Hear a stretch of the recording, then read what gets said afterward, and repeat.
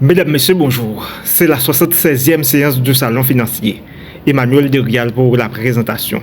Aujourd'hui, nous étudions la méthode de la valeur actuelle nette ajustée. La méthode de la valeur actuelle nette ajustée est une méthode alternative de la méthode du coût moyen pondéré du capital. Elle consiste à déterminer la valeur d'un projet en calculant d'abord sa valeur à endettement nul, c'est-à-dire sans tenir compte des économies d'impôt permises par la déductibilité des intérêts, puis en ajoutant celle-ci dans un second temps. Avec la méthode de la valeur ajustée, les économies d'impôt permises par la dette sont donc considérées comme des flux à part, valorisés en tant que tels. Il n'est donc pas utile d'ajuster le taux d'actualisation comme c'était le cas avec la méthode du coût moyen pondéré du capital.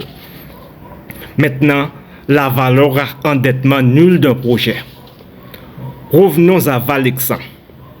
Ces flux de trésorerie disponibles du projet sont de moins 30 millions d'euros l'année du lancement, puis de 21 millions par an pendant 4 ans.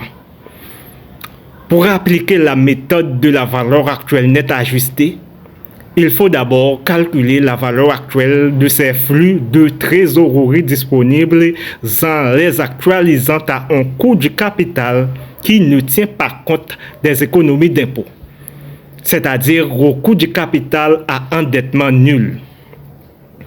Le risquant du projet étant égal à celui de l'entreprise, le coût du capital à endettement nul du projet est égal au coût moyen pondéré des capitaux propres et de la dette avant impôt de l'entreprise. Le coût du capital à endettement nul est égal au coût moyen pondéré du capital avant impôt, car ce dernier est le taux de rentabilité qu'exigerait un investisseur qui détiendrait l'ensemble des titres émis par l'entreprise, actions et dettes. Il est donc simplement fonction du risque systématique de l'entreprise. En conséquence, aussi longtemps que la dette de l'entreprise ne modifie pas son risque, le coût moyen pondéré du capital avant impôt est le même, que l'entreprise soit endettée ou non. Ce raisonnement repose sur l'hypothèse d'indépendance du risque de l'entreprise par rapport à sa structure financière. Cette hypothèse est vérifiée lorsque les marchés sont parfaits.